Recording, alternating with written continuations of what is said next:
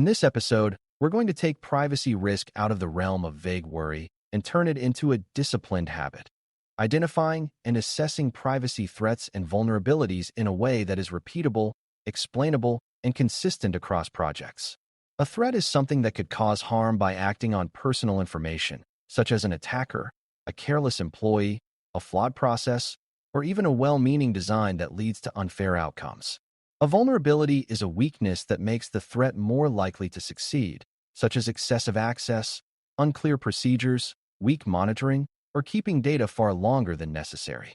For brand new learners, the key idea is that privacy threats are not only hackers and data breaches. They include misuse, surprise, discrimination, and loss of control, which can happen even when systems are technically secure. Repeatable rigor means you do not rely on intuition alone, because intuition changes from person to person and day to day. Instead, you use a consistent way to look for threats, find vulnerabilities, and judge how serious the risk is, so teams can prioritize fixes with confidence. A helpful starting point is to understand why privacy threat assessment needs its own focus even when an organization already does security risk assessment. Security assessments often emphasize confidentiality, integrity, and availability, which are important, but privacy introduces additional dimensions like purpose, fairness, transparency, and individual rights. A system can be secure in the classic sense and still create privacy harm if it collects too much, uses data in ways people do not expect, or makes automated decisions that unfairly affect certain groups. Privacy also cares about power dynamics, such as when employees cannot realistically opt out of monitoring or when customers must accept broad data used to access basic services. That is why privacy threat assessment expands the definition of harm beyond technical compromise. It asks whether the system's design or operation could cause negative outcomes for individuals, even if the organization never suffers a breach. When you understand this distinction, you stop treating privacy as a subset of security and start treating it as a related but broader risk discipline. To make threat identification repeatable, you need a stable way to define what you are assessing, because threats depend on context. Start by describing what personal information is involved, who the data subjects are, what the system does with the data, and what decisions the system makes about people. Then identify where the data flows, including collection points, storage locations, sharing paths, and retention timelines. This description becomes the anchor that keeps your assessment grounded, because without it, teams tend to discuss threats in generalities like data could leak. The more specific your picture is, the easier it becomes to spot realistic threats, such as an internal team using data for an unapproved purpose or a vendor receiving more data than needed. Repeatable rigor is built on this clarity, because you can apply the same method to any project and get comparable results. It also helps you explain your assessment to others, because you can point to the data flow and show where the risk lives. Once you know what you are assessing, you can categorize privacy threats in a way that prevents you from missing common types.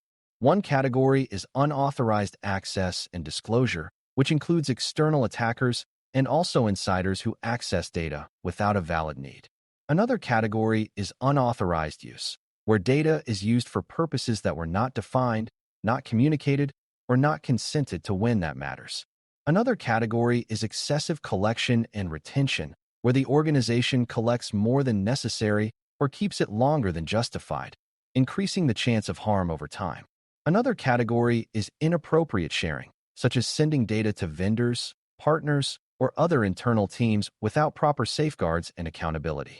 Another category is unfair or harmful decision-making, where data is used to make decisions that disadvantage individuals or groups, especially when people cannot understand or challenge the outcome.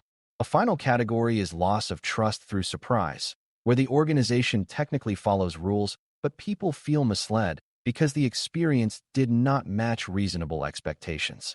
These categories act like a mental checklist, not a rigid script, helping you look beyond breach-only thinking. Now connect threats to vulnerabilities, because threats become real only when weaknesses allow them to succeed.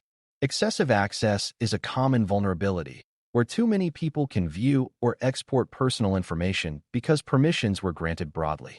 Poor data minimization is another vulnerability, because collecting unnecessary data creates more surface area for misuse, leakage, and surprise. Weak retention practices are vulnerabilities because old data piles up in places nobody remembers, making it harder to protect and harder to delete. Inconsistent procedures are vulnerabilities because people handle similar situations differently, which creates unpredictability and mistakes, especially in customer support and rights request handling. Lack of visibility is another vulnerability, such as missing logs or incomplete inventory, because you cannot detect misuse or confirm compliance if you cannot see what is happening. Vendor dependencies can be vulnerabilities when oversight is weak, because data may be processed in ways the organization cannot easily verify. Repeatable rigor means you look for these vulnerabilities deliberately rather than discovering them only after something goes wrong. To assess risk with rigor, you need a consistent way to think about likelihood and impact, even if you do not use complex formulas. Likelihood is how probable it is that a threat will exploit a vulnerability, considering factors like how many people have access, how often data is shared, and how strong existing controls are. Impact is how severe the harm could be if the threat succeeds, considering the sensitivity of the data, the number of people affected, and the kinds of consequences that could occur. Privacy impact is not only financial or legal. It includes embarrassment, discrimination, loss of autonomy, and disruption of opportunities. For example, exposure of a mailing address might be moderate in some contexts, but severe for someone at risk of stalking, which is why context matters. A repeatable approach defines what high, medium, and low mean within the organization, so different assessors do not assign ratings based purely on personal feelings. The goal is comparability and fairness in decision-making, not mathematical perfection. A key part of privacy assessment rigor is considering who the threat actors are, because different actors have different motivations and capabilities. External attackers may aim for financial gain, identity theft, or extortion, and they often exploit technical weaknesses and social engineering.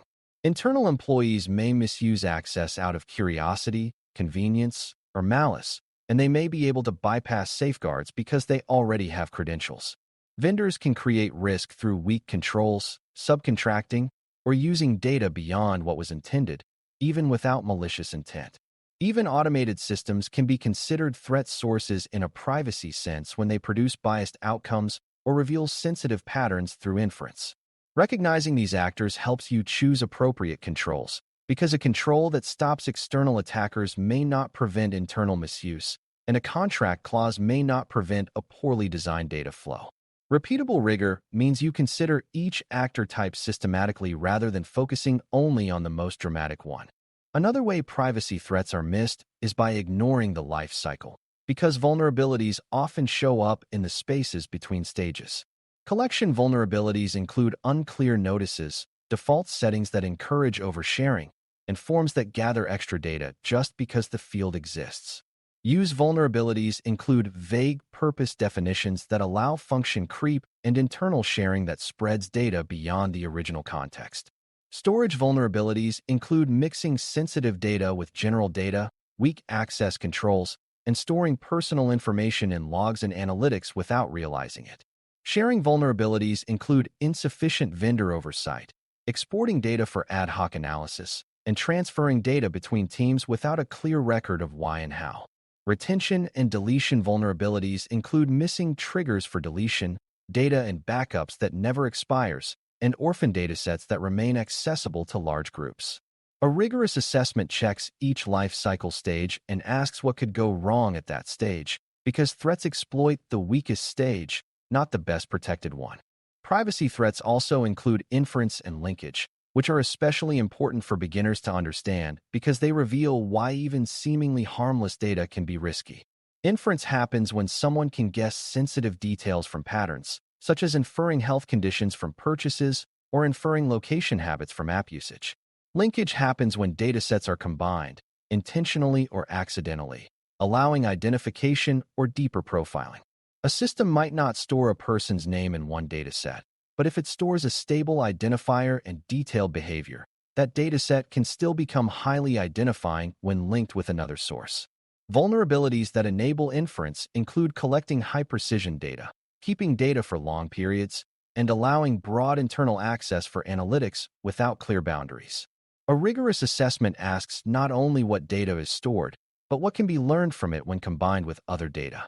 This is a major source of real-world privacy impact that can be missed if you focus only on direct identifiers. Once threats and vulnerabilities are identified and assessed, rigor also means selecting controls that match the specific risk rather than applying generic safeguards. If the risk is internal misuse, controls might emphasize least privilege, strong logging, and oversight of access. If the risk is surprise and trust damage, controls might emphasize clearer transparency at the moment of collection and better default settings. If the risk is excessive retention, controls might emphasize retention schedules tied to real events and deletion processes that actually run. If the risk is vendor overreach, controls might emphasize data minimization before sharing, clear contractual limits, and evidence-based monitoring of vendor compliance.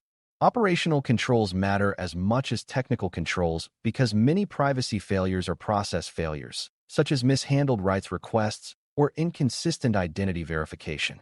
Rigor also means documenting why a control was chosen and what residual risk remains, so leadership understands what is being accepted and why. A strong assessment produces a plan, not just a list of concerns. To keep the process repeatable over time, organizations need to treat privacy threat assessment as a learning loop rather than a one-time activity. Incidents, complaints, near misses, and audit findings should feed back into improved threat categories, better vulnerability detection, and more realistic likelihood assumptions. As systems evolve, new data flows appear and old controls may no longer cover them, which is why reassessment triggers are important, such as adding a new data type, changing a vendor, or introducing a new automated decision. Consistency also requires shared documentation practices so different assessors describe risks in similar language and maintain a comparable standard of evidence. When this learning loop is healthy, the organization becomes better at predicting where privacy harm could occur and better at preventing it. For beginners, the key takeaway is that rigor is not about being overly formal. It is about being consistently thoughtful and evidence-driven. That consistency is what turns privacy risk management into a reliable practice rather than an argument based on opinions. As we close, remember that identifying and assessing privacy threats and vulnerabilities with repeatable rigor means expanding your view of privacy harm and applying a consistent method every time. You define the system and the data flow clearly so your assessment stays grounded in reality. You look for threats across categories like unauthorized access, unauthorized use, excessive collection and retention, inappropriate sharing, unfair outcomes, and trust-damaging surprise. You identify vulnerabilities that make those threats more likely, such as broad access, weak retention practices, incomplete inventory, and inconsistent procedures.